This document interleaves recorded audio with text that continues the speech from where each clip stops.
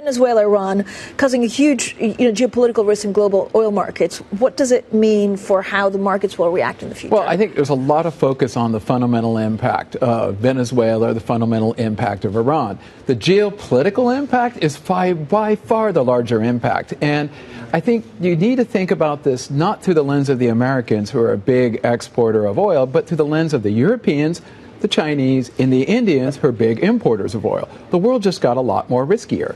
The way I like to liken it was when the Americans and Europeans froze the central bank assets of Russia, we saw a huge demand for gold because dollars became risky. This is identically the same thing for oil and all of the raw materials and real assets because they are becoming a lot more dangerous. Yeah. So I'm China. I felt pretty secure about oil underneath the ground, whether if it was in Venezuela or in the world before. Today, I'm no longer. I want oil above ground. Right. And so the risk, they take it. But so what does that mean? What does China do? And actually, is the outlook more bullish for oil full stop? Yeah, I mean, the market's got a record short based upon this oil supply glut. Let me remind you that oil supply glut is floating in dark fleet ships in places like the South China Sea. So if I were China, I'm looking at this and it got a lot more dangerous. Where am I going to go? Mine, take it all.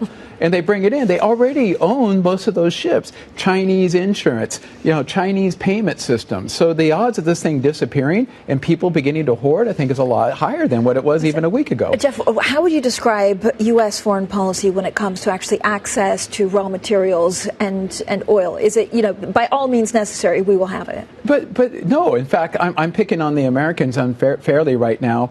But if I'm the Americans looking to the Chinese already did it to me with rare earth metals. So this game is already in play. And so what it's forcing is a re-rating of real assets prices. And I think we're witnessing it. And if gold could go from 2,000 to 4,500 as they hoarded precious metals and diversify away from dollars, what happens if they start hoarding raw materials for a similar type of convenience yield? Okay, this is the Currie chart. So let's bring it up. Yeah. It's basically looking at raw materials overall.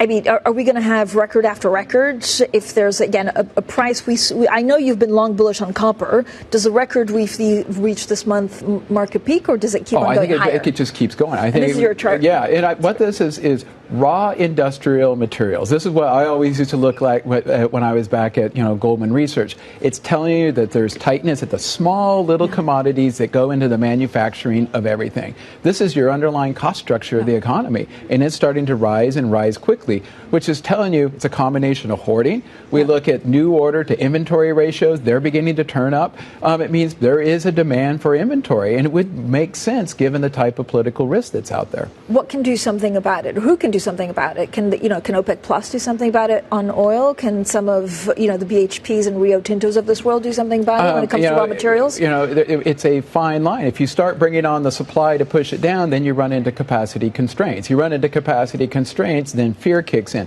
Bottom line is once hoarding begins to kick in, and you and I were talking about this, I think it was 2021, 2022, and hoarding took off, and these markets doubled in many cases. And I think as the hoarding begins to become more of a dominant feature in the market, what's different this time is in markets like oil, you got the short, 2 weeks ago it was 230 million barrels short, bigger than what the glut is that's floating out in the South China Sea in these dark fleet ships. So the market going in is record short. Demand is not slowing down, it's picking up, and geopolitical risk is at, I would say, an all-time high. That's a recipe for a spike in prices right now.